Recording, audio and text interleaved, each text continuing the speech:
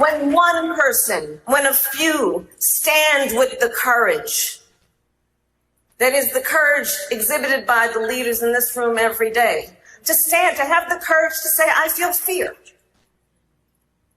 The courage to say what is happening is wrong. The courage to say that there is a way that we must chart to get through this.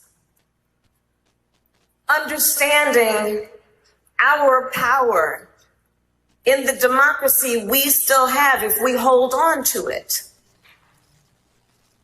Courage is contagious. What could have been, everyone? What could have been? That, of course, was former Vice President Kamala Harris speaking at a summit of women leaders earlier this evening. It's one of the first times we've seen her speak out since her November election loss. She hasn't been out there a ton. We'll see if she comes out more. She also spoke about the current state of fear in our country. We are seeing organizations stay quiet. We are seeing those who are capitulating to clearly unconstitutional threats. And these are the things that we are witnessing each day in these last few months in our country.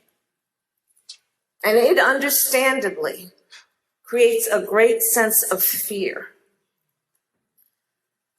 Because, there were many things that we knew would happen. Many things. I'm not here, so I told you so.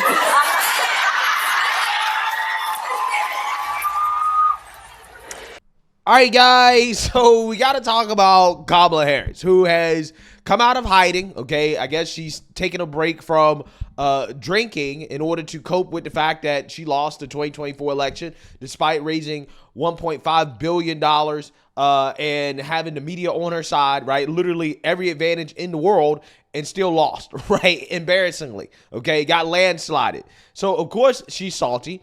And she has come out and basically is trying to take a premature victory lap when it comes to the current Trump administration, which, again, we're only in it for 3 months, right? And Democrats coming out and taking victory laps 3 months into the administration, I just don't think it's a wise thing for them to do, right? But this is what they're doing, right? Kamala's saying, I told you so, as if we would have been better off with her in office, right? Which, again, is just completely ridiculous, okay? And I want to talk about it, and we're going to react to CNN's coverage of Kamala Harris speaking out, claiming that she told us so. So without further ado, let's go ahead and get into this.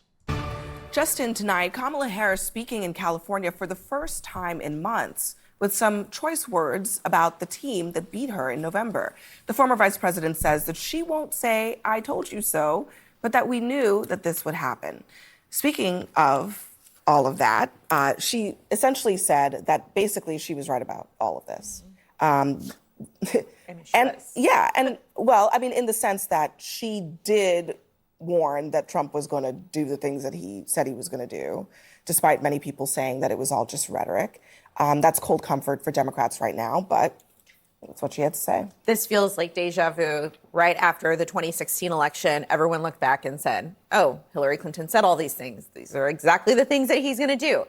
This time around, it was all in Project 2025. We knew. The Harris campaign talked about it. Whether people believed it, I'm not sure people believed it, but it's just like tariffs. You were right. I think we were talking about this earlier, about how Trump promised tariffs. He is doing it. He is delivering on it. People do not like it, but people voted for it. So I agree. She did tell people so. And I think that what we're seeing right now is exactly what he said he was going to do. But very few people in America think she should be there right now. And that's because all the problems that came out of the Biden administration, the inflation, the costs, all those things, they weren't that you can't recreate history. That was a failed administration. That's not changing. She could say, I told you so all you want. But he also said, this is what I'm going to do. Now he's doing it. Yeah, and that's the ridiculous part about this, right? The ridiculous part about Kamala Harris coming out and saying, I told you so, is that she's presenting this as if she would have been better. When we know over the last 4 years, her administration and Joe Biden's administration, that in fact was not the case. Like, for example, when it comes to the border, does anybody think that Kamala Harris would have sent the military to the border? Does anybody think that Kamala Harris would have conducted mass deportations?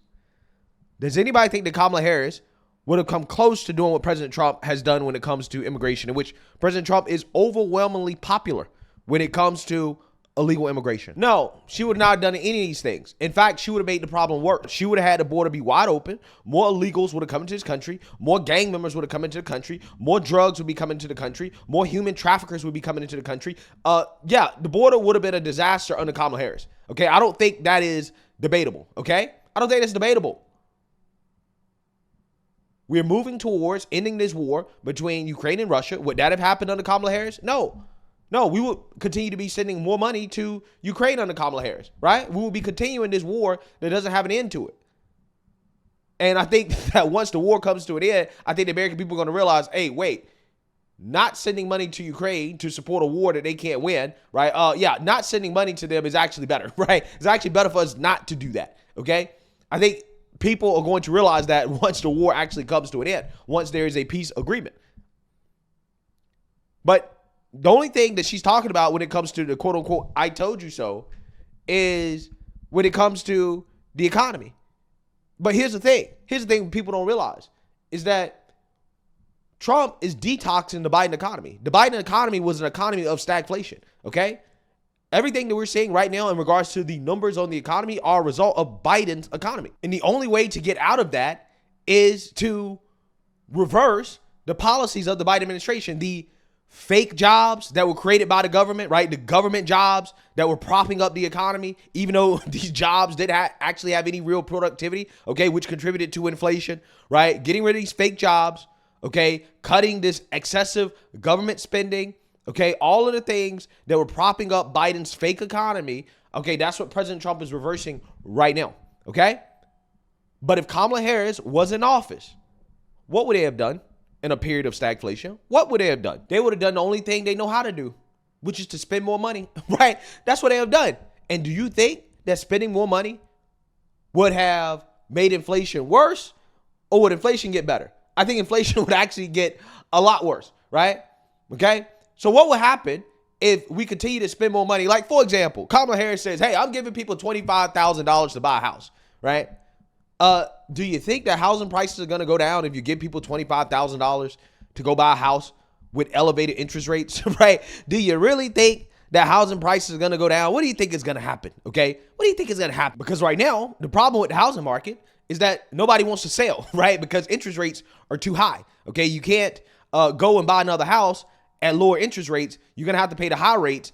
And a lot of people bought their homes when interest rates were really low, right? And again, that is why the housing market is so messed up right now. It is because nobody's selling, right? Nobody's selling right now, okay? So that's the problem. People aren't selling because of high interest rates, right? The reason why interest rates are high is because inflation is elevated. So if you do what Democrats would have done, which is to spend more money, okay, that would have done nothing but continue to elevate interest rates. That would have elevated the cost of housing, and she would run us into mass inflation with all of her Looney Tunes spending proposals, right? Just handing out government money and creating these fake jobs, DEI jobs that, again, don't produce anything, right? That's exactly what would happen. We would have went into mass inflation, right? We would have become Venezuela, right? Okay, illegals taking over, mass inflation, mass government spending, okay? Yeah, that's what happened. But under the Trump administration, yes, we're going through a detox period. But pay attention to the 10-year yield. The 10-year yield is falling. The 10-year yield represents the borrowing cost, the cost of capital for consumers, okay? And if the cost of capital is declining for consumers, that loosens things up, right? So what you're going to see is that housing is actually going to get more affordable in the sense that people will be able to actually afford to get a loan to go and buy a house, okay? Because the cost of borrowing is going to go down, and that will loosen things up and make people more willing to sell their homes due to the fact that, yeah, they can go out and go borrow more money to go buy another house, right? Okay, because interest rates are declining. So the debt burden for Main Street is going down, right? That is what the Trump administration is currently focused on. That is their number one thing, is to take the debt burden off of the average everyday American, right? That is what he's doing. That's what he's trying to do right now, okay? And we're already seeing it work. We're already seeing it work. Look at the latest jobs report that just came out as the media is panicking about the S&P 500. Wall Street is suffering.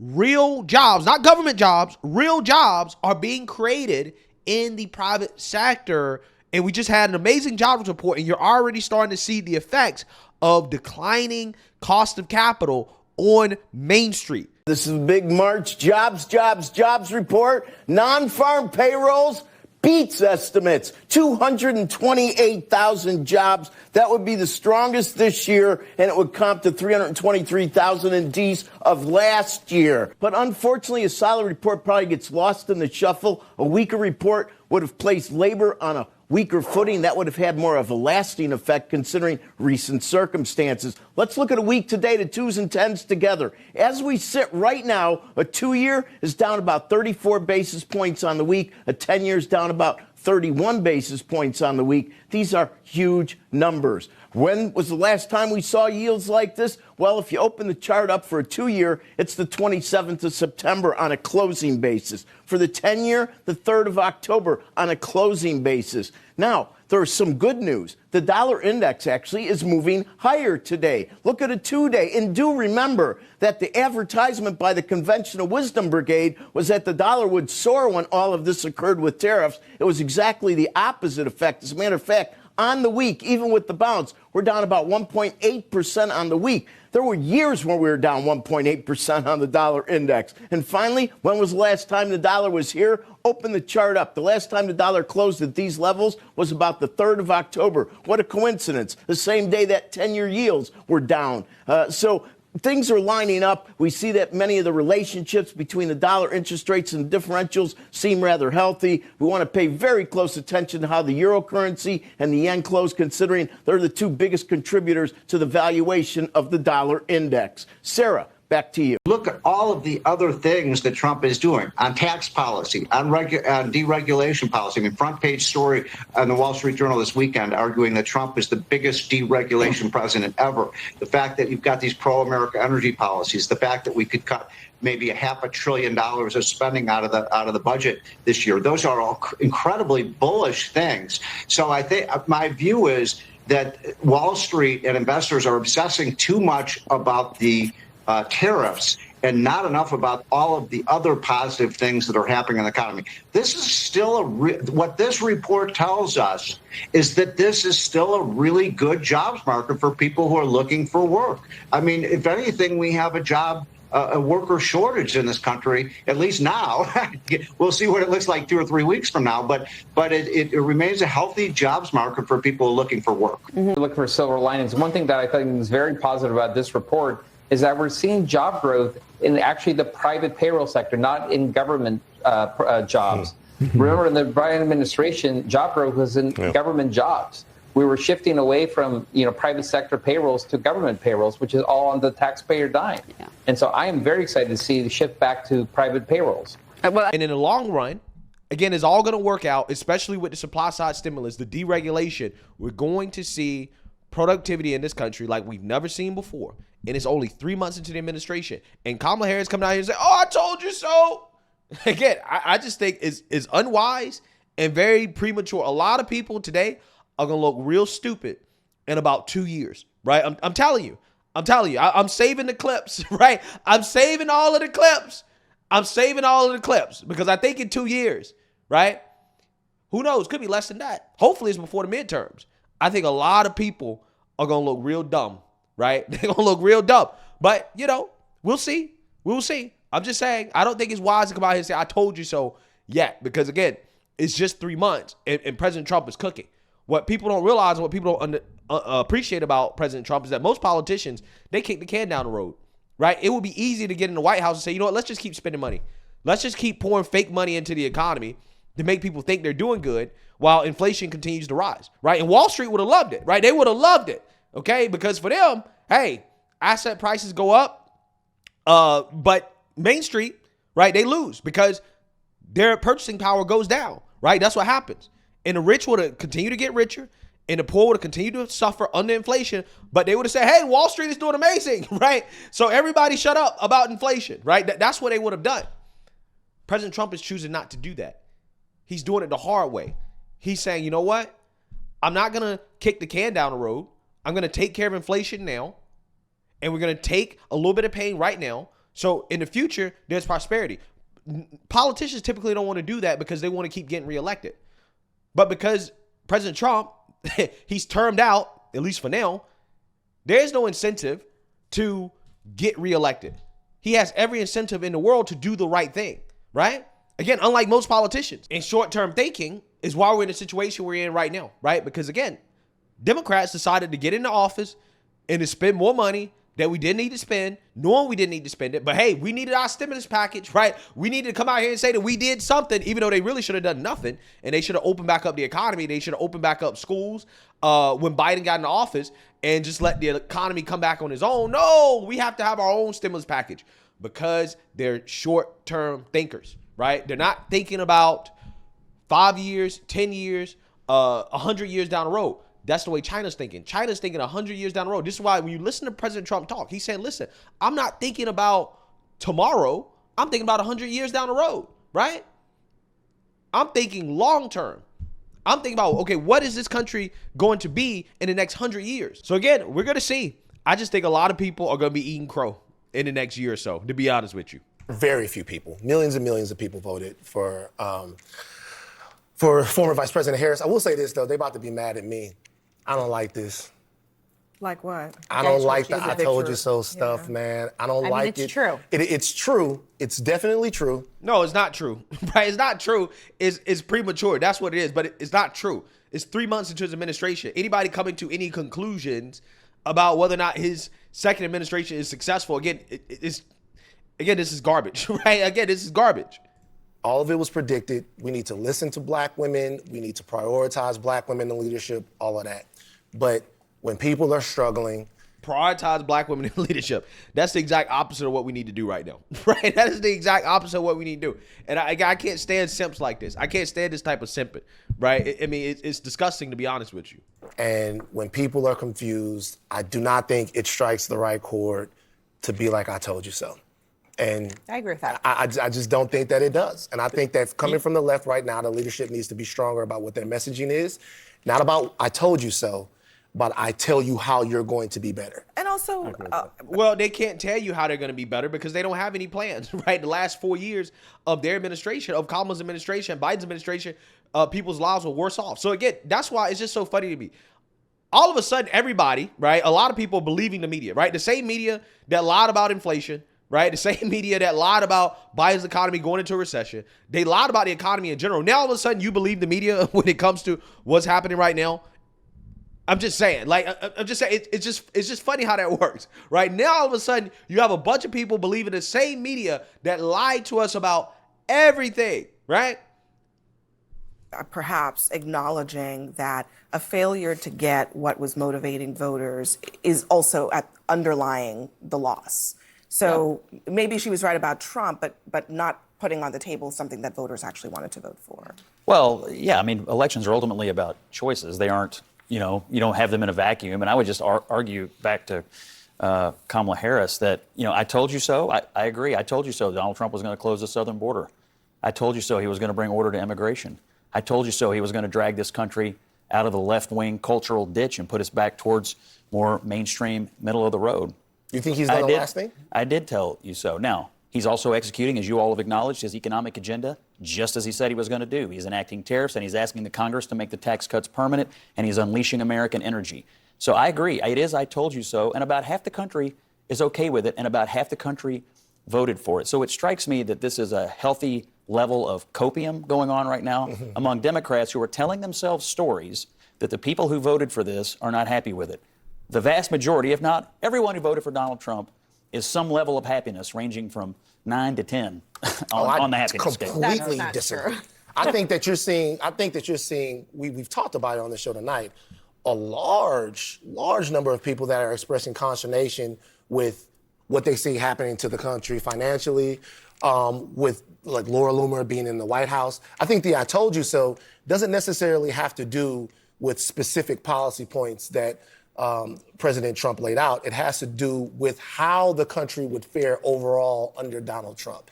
And if people are going to be in financial ruin, or God forbid, if there is a recession, and the chances of that seem to be going up every day, then I told you so is going to be very, very prophetic from Kamala. The thing is that No, it's not, because again, what people don't understand is that the alternative, Kamala Harris, would be hyperinflation. Hyperinflation is worse, much worse than what's happening right now. That's what people don't understand, right? People do not understand the fiscal cliff that Democrats were driving this country off of, right? People do not understand, okay? Do people understand what will happen if Democrats remain in office and they would continue to spend money with high interest rates, okay? We would have continued to rack up more and more and more and more and more debt, okay? The reason why people are seeing the numbers they're seeing right now in regards to the government spending is because we're still working off of Biden's budget, right? Okay? The fiscal year begins in what? October? So we're basically working off of Biden's budget, right? And we still have to continue to spend the money that they chose to spend. And all these people boo-hoo-whined and cried about Elon Musk trying to cut it, right? So I'm just saying, again, once we get out of that, okay, once we detox from all that stuff, which is what they're currently working on, then I think we're going to see a lot of the benefits of President Trump's economy. But again, this is Biden's economy. What we're seeing happening right now is a result of Biden's economy. Okay. And the problem is that politicians would rather kick the can down the road than actually deal with the core issues. Because again, kicking the can down the road is easy. Dealing with the real issues is hard. President Trump is dealing with the real issues. Everybody agrees that the middle class has been hollowed out by free trade, right? That the middle class has been left behind. President Trump delivers a win to the middle class, and all of a sudden these people boo-hoo-whining and crying, right? It's almost as if these people that claim they're against the rich are actually the rich who are benefiting from the policies of the Democrat Party, which are actually better for the rich, right? Even though Democrats claim they're against the rich, right? Again, it's amazing how that works. It's absolutely amazing how that works. All of these progressives, right, that hate the rich, right, say we want to tax the rich. We want Elon to pay his fair share. They're all boo-hoo-whining and crying about the stock market. They're boo-hoo-whining and crying about the rich getting poor. That's what they're boo-hoo-whining and crying about. But yesterday, as stocks tanked, right, after President Trump's announcement, as Wall Street sold, retail investors, Main Street, they were buying, okay? And they were buying because retail investors are actually long-term investors. They're long-term thinkers. Main Street is worried about the long term. What is the long-term health of this country?